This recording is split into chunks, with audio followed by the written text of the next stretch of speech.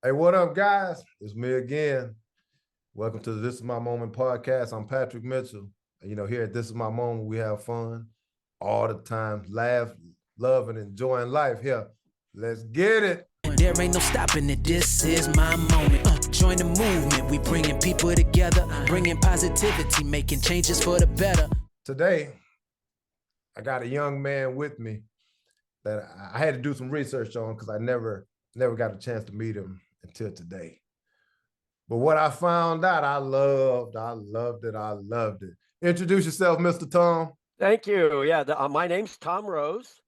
I'm an old guy in northern Indiana who, at the loss of his wife, I wrote a book, and it was just kind of like, okay, I'll do it. My friends wanted me to do it, so I did it. I thought I'll bring a couple hundred and give them away and sell them, and that'll be it. Well, kind of caught lightning in a bottle, and people started calling me for interviews and speaking and that stuff. So all of a sudden, I went from a retired advertising man to a speaker and author. So, and I've got to tell you something. Go ahead.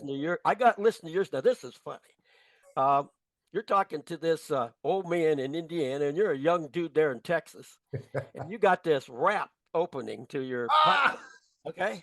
And I'm a jazz guy, and I'm sitting here listening to jazz. I'm listening to all these. I'm Frank Sinatra and Dean Martin, and Benny Goodman, and all these guys. And I'm looking at yours, and my son's been trying to talk me into doing a podcast. So I'm thinking, wait a minute, what kind of an intro am I going to have? So I guess I got to have something jazz. So I was thinking maybe I'd steal from Sammy Davis Jr. and say, "I Got to Be Me" will be a title of my podcast. Okay. Yeah. Well, I Okay. appreciate it.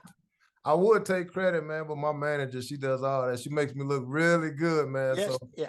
she makes me look. It's a good intro. I really liked it. Yeah. Thank you very much, Mr. Tom. Yeah. So we're gonna get into it, man. A great story. And I love starting the podcast with stories. Everybody knows that. I love it. Yeah. But I'm researching you, right? And I'm looking at all these things you got, and you touched on it in your opening that you created a book once your wife passed called Balloon in a Bottle. Balloon in a Box. Right. Coping with Grief. Man, that's a heavy title. How did you come up with that? Tell me about the book. Well, when something like this happens to you, you have this grief, you start looking for things, to help you. Yeah. And I started looking, and everything I found was kind of clinical. Is that a good word? It wasn't really, what I was looking for. And a friend of mine said, well, I understand if you keep a journal with this, it might help you. So I did. And a few months later, after keeping the journal, he called me again. And he said, well, send me your journal. I said, well, he's a doctor. I said, well, doc, it's just sentences, not even paragraphs, whatever. He said, send it to me. I sent it to him. Long story short, he talked me into writing a book. He said, well, you can do a book because you did cookbooks. And I tried to explain cookbooks are a lot easier than this kind of a book. Right. So when I started, I got the thesaurus out and I started writing and typing in the computer. And then I got the thesaurus and tried to come up with a big word to replace the word I had there. And that didn't work. So I threw that page away and start again. I finally decided, like you, just be me. Just type my words. Yes. Type what the words I use. Do it the way I talk to my friends and family. So that's what I did. And I explained I didn't pay attention in English class. So there's no big words in there. I was raised I went to a parochial school. Yeah. So the biggest word in the book is Catholic, which I learned to spell over 8 years of parochial school. I did learn how to spell that word. So my book is pretty simple and it's just my story. But what you said about grief being a heavy word, that's the first thing in my book. Grief is such a heavy word. I look for another word and there really isn't one. Yeah. But if you go to the Bible, there are 5 kinds of love the Bible lists. Right. And one of them is pragma. Okay. And pragma is a continuing love, a love that just continues to go. Yeah. And so I think that's what grief is, because without love, there's no grief. You don't grieve for somebody you didn't love. So that was kind of the basis where I started with my book, and everything just went on from there. So I can honestly tell you, Patrick, I think my wife died in August of 2019. Yeah. I can honestly tell you today, I probably love her more than I did then. Man, And are you married? 23 years. Okay, then you'll understand this. You love your wife and that love keeps growing. But sometimes your love is interfered with. I mean, you leave the cap off the toothpaste, leave your jockey shorts laying on the floor in the bedroom, and she doesn't love you anymore, and you don't love her for yelling at you, okay? Yeah, right. So, so, but once Joyce was gone, those things didn't interfere anymore. So my love just kept growing. So I guess that's somebody called me and said, that she did a love story, and I didn't realize that my book on grief was a love story. But after I read it, I thought, well, it is. It's my story, my wife and I, 58 years. When you spend 58 years with somebody, that's your whole life. That's all your memories, all your things. So. That is. What's funny, man, is that you just said it. Like when me and my wife been married more than my life. I'm 45 years old. We've been married Okay, right. 23 years. So every memory that I have, if she's not in it, I'm asking her where she's at. Like, That's right. Where were you at when I was When you doing did this? Right? And you realize, you know what? Like you did have a little bit of time by yourself, right? Yeah. And you know But what? I tell you what, it gets worse after 58 years. It's even more difficult to remember. Yeah. Oh man, that's amazing. I'll tell you what, man, 58 years by no stretch of imagination is a great run. So Yes, it is. congratulations for that, man. Congratulations for being able to give us your love story. Well, I'll tell you what, and you know this, women cannot do a sentence or talk to you without leaving a command at the end. Like you get home and she says, "Hi, honey, how was work today? Oh, by the way, will you take the garbage out?" That You know? is. Well, the last thing my wife told me, the holding hands, she's in hospice. Yeah. The time is coming. Right. And she says to me, squeeze my hand. She says, "I love you. I'll see you in church." She could have just stopped with "I love you, Yeah, Patrick." yeah, she could have. But she said I gave me something I had to do. So Yeah, hey, make sure that's part of the love story. So. Yes. I love it. I love it, man. And I know that you love talking about it, man, because you are smiling and Yeah. that's Well, man, that's but a that's I learned. I finally learned that I had to move on, yeah, and I think the things that scares you was when I thought about moving on. Everybody says you got to move on. You got to do this. You got to do that. I'm right. thinking I don't. I mean, I didn't want to lose her. Yeah. When I finally learned that I could move on and take her with me, take all those memories with me, then Yeah. I was able to do it. So Yeah. here I am today. That's, I'm a happy guy. that's it. I'm enjoying my life, and so. That's it. And she's right with me. She's right here. I You dig. know. So you know what, man? That's a great segue into my next question, man. Way to be. Yeah. And I know 58 years, Miss Joyce made you happy.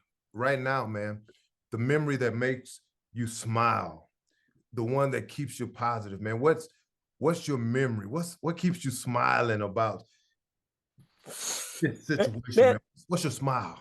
Man, there's a whole bunch of them. Yeah. But they're little things that come back. I pointed out in my book. The holidays we all spend together, my family, and Right. I just have a son and a daughter-in-law and granddaughter. Right. And when my parents were around then, we always just spent all the holidays together. They were always at our house because we had the bigger house, the more space to do it. Right. So after my wife died in August of 19, come that Thanksgiving, Mhm. the kids say to me, "Dad, you just do the turkey. We'll bring everything else." Yeah. So now, well, I'll even show you. See, I'm in my kitchen. I got Okay. my little glass of wine. I got the turkey, okay, and I'm stuffing the bird. Yeah. And I get ready and I tie the legs and I do the string, and I need a finger to hold that knot. Yeah. And it was the same every year. I Yeah. would do that and I would say, "Joyce," and she would laugh and she'd say, "Who helped you tie your Boy Scout knots?" And then we'd both laugh about it. And one year I said, "I think it was a cute little blonde." And my wife wasn't a cute little blonde. She was a brunette. Yeah. I got a dish rag the side of the head. So those are the kind of things that come back to you, Yeah. when you're going through something like this. And our first date, and I won't tell you about our first date because you'll have to read it in the book. It's a long story, but Okay. after you read that, you'll say, "How do those people ever get together?" So Yeah. But those kind of memories, of little things like that come back and surprise you. I was just fine. Well, I started crying and I started laughing. And Yeah. if you'd have come in my house, you'd have hauled me off to the funny farm. You said this guy finally went over the edge. But yeah, that's probably memories like that. And I've got 100 of them. If you want to Yeah. spend about 4 or 5 hours, we can go through all Yeah. of it. But Yeah. I love it, man. I love it. I tell people, you know what, like for me, the memory that I have is not a big memory for me and my wife. It's our first date. And and I we're always ask that question. yeah, and we're in Japan, right? Yeah. And at this time, I was an Air Force, I was an Air Force member for 20 years. And at this time, right, I was getting ready to get out because I wasn't sure I wanted to stay in. And I met my wife. I had 30 bucks on a date, right? This You're is right. 1990, about 1989. And Yeah. I got Okay. 30 bucks, Mr. Tom, and I'm taking her out, right? And we're sitting there and looking through the menu, right?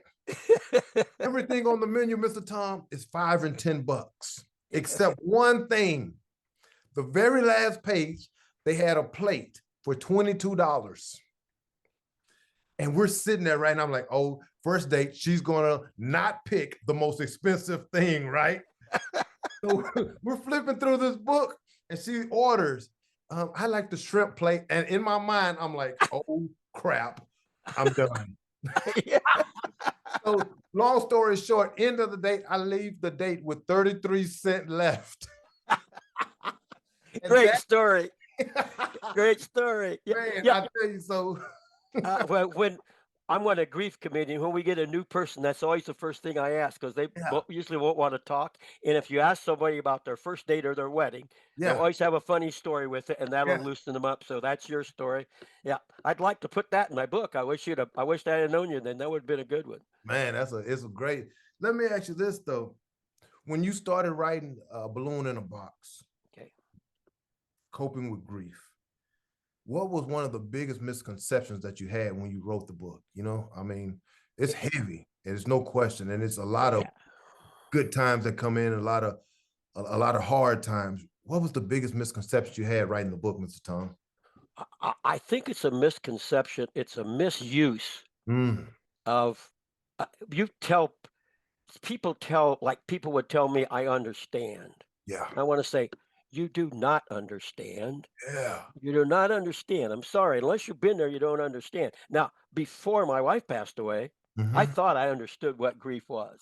yeah, But until I got to writing the book, quite honestly, I didn't know what it was yeah, until I started letting my feelings come out. And that's when I finally understood what grief was. So I guess the biggest misconception was I really didn't understand what grief was. I understood too that it was going to go away. yeah, It's not going to go away. yeah, Never is it going to go away. It's yeah. going to change. Right, I'm going to grow. right. Things are going to happen, but it's never going away. It's kind of like uh, you get hit on the head and you have to have stitches and you have a Mhm. scar. Well, Yeah, I still have the scar, and the scars will be there with me. yeah, yeah. Uh, so I guess that's the biggest thing. Oh, but the other thing is how tough it is to write a book.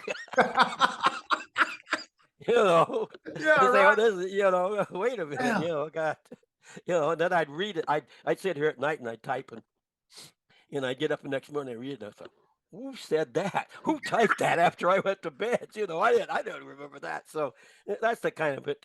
But sooner or later it started to flow. Once I decided to just open up and just Yeah, like I'm talking to you. That's the way yeah. I wrote the book. That's it. How long did it take you? How long did it take you to write the book? 6, 8 months. Okay, okay, Well, cool. I had a good outline uh, uh, the what I was doing uh, with all my notes and everything. I had a place to start, so I could look at those and kind of put a little outline together and say, what one of the big things is that what happens is I gave up on God. Yeah, And when she passed away, I didn't, anger. Oh, you go through all these things. I went through the anger. I got up one morning and I was so mad. I yelled at God and I yelled at her yeah, and I went out and kicked the chair. yeah, Okay. And yeah, that night, then I'm going, I yelled at Joyce and I yelled at God. So I had to apologize to both of them. But you know what? my leg hurt for about a week where I kicked the chair. So Yeah, right. Yeah, I right. think she got back at me right there. You know.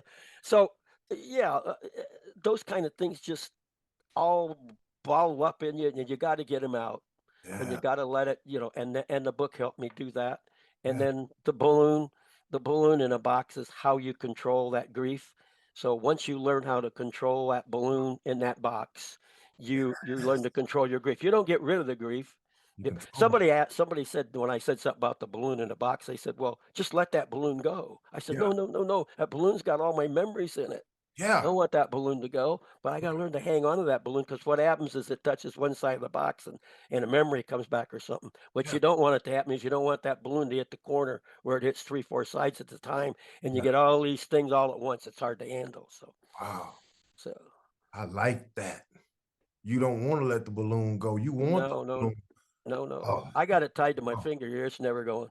I It's like it. going. It's Oh, going. All my memories are right above us here right now. So. that's amazing, man. Yeah. I was, And once you feel that, once I got that way, and then I had confidence to move forward and do things. yeah, yeah, But man. for about 2 months, I was a mess. Yeah, I believe it. I believe it, no question. Let me ask you this. When you were a mess, right? When you were down on yourself and you was losing your Yeah. faith and you was getting upset, what was your happy place? Like what brought you back to, I'm not gonna say your senses, but because you understood where you were at, you understood the yelling part and you understood the anger. What brought you back to your happy place, the place where you realized, you know what, I'm wrong for this, and I'm not going to diminish what she meant to me by being angry. What was your happy place, Mr. Tom? Well, you know, I read someplace, and I put it in my book, Mm-hmm. that they say the person grieving needs to find the words, Yeah, needs to say the words, yeah. and needs to know those words are heard. Mm, Once I got that, and I started coming up with the words and saying the words, and my right. friends heard the words and my family heard the words, then I was in a happy place Yes. because then I could tell my stories. I could talk about Joyce and my stories. I could talk about those memories and laugh and cry a little, but crying sometimes is part of laughter. Of course. You're so happy, it all comes. So I think that's probably how I got to that happy place. Was I created that atmosphere where now I was able to say the words. I mean, think of the words, say the words, and the words were heard. I love it. So, I love it. I My grandfather passed away in 2002, and we used to have these conversations, right? We'd sit there in the living room, and he used to have the old window fan, right? You put the yeah. window Oh unit sure. air Oh conditioner, right? sure. And he would never have it on. He would always have the fan on top. So I can remember sitting there with him, right? And the fan going and the air conditioning unit not going, and we're sweating. Yeah. He's telling me these things, right, about just life and just laughing with me and giving me all his experiences, man. And that's what I'm getting right now, Mr. Tom. So thank you for sharing, man. Like you are making me smile. And I've never met you, man, and I am loving it. Oh, you're my new buddy. You're my Texas buddy. I Okay. appreciate it. Let me ask you this. So I know inside of your book you got a lot of quotes, and you went to the Bible a Right. couple times for sure. Right. Your favorite quote? What's your go-to quote? Well, I got a couple, and I Go laid ahead. the book. I laid the book here so that I could Give me both of them. Give them to do me. them right. Uh, the quote by Helen Keller.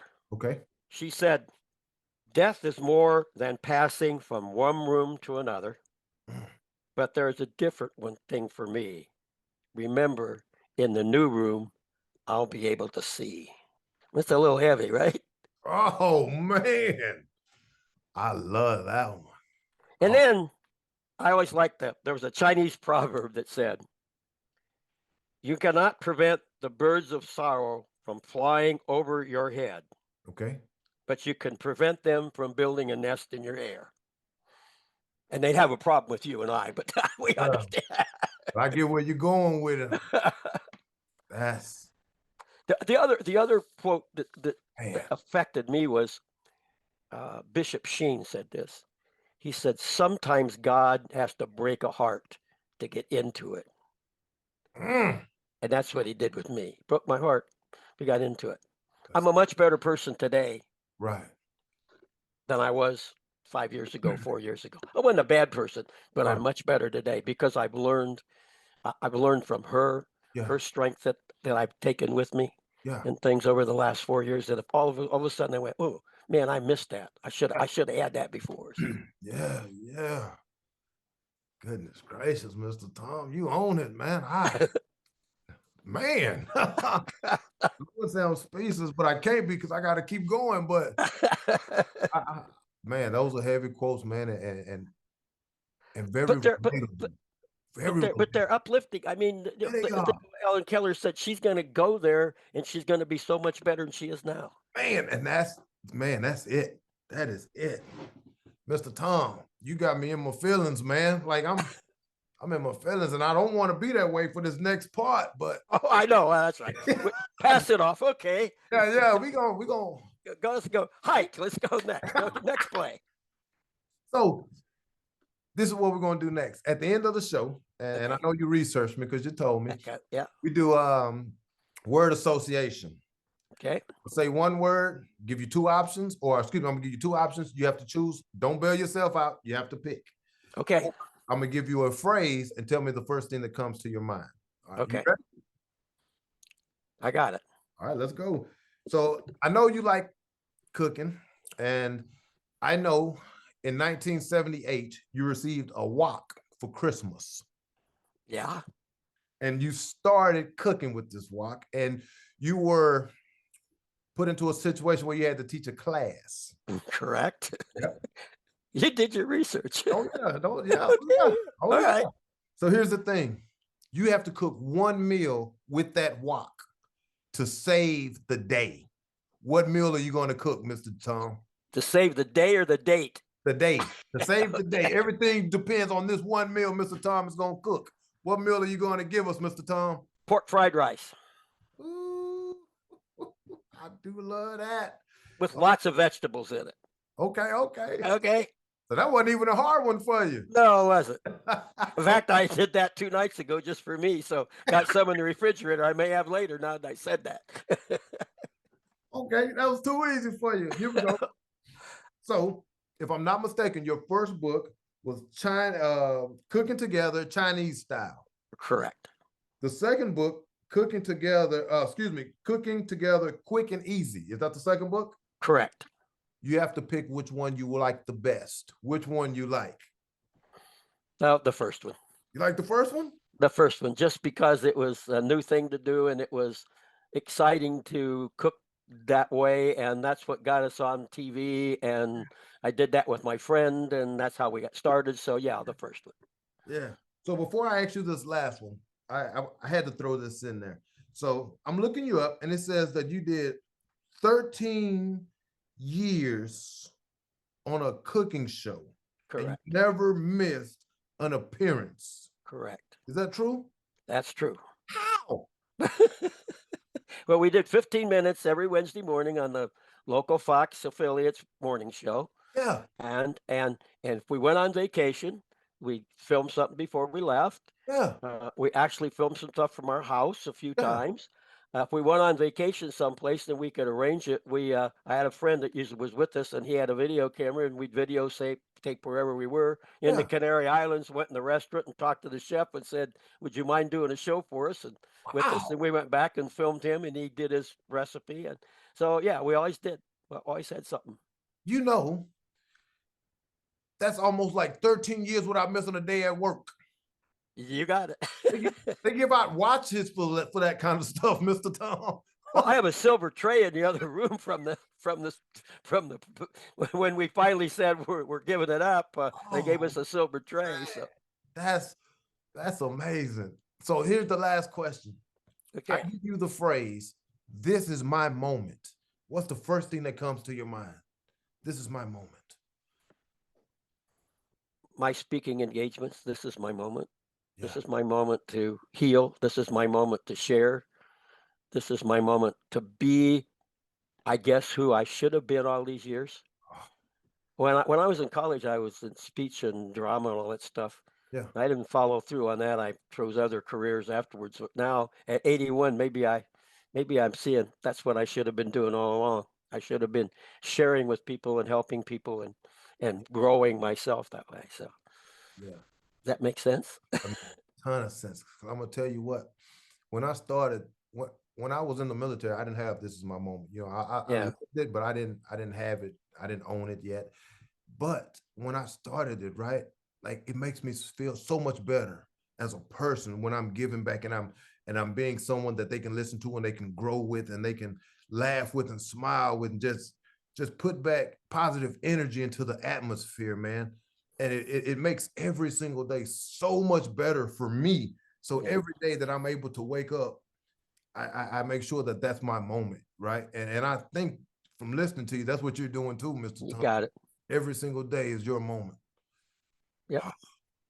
So I say that every morning. This is gonna be a good day. It's gonna be a good day. It's gonna be a good day. It's gonna be some of them are and some of them aren't, but I keep saying it's gonna be a good one.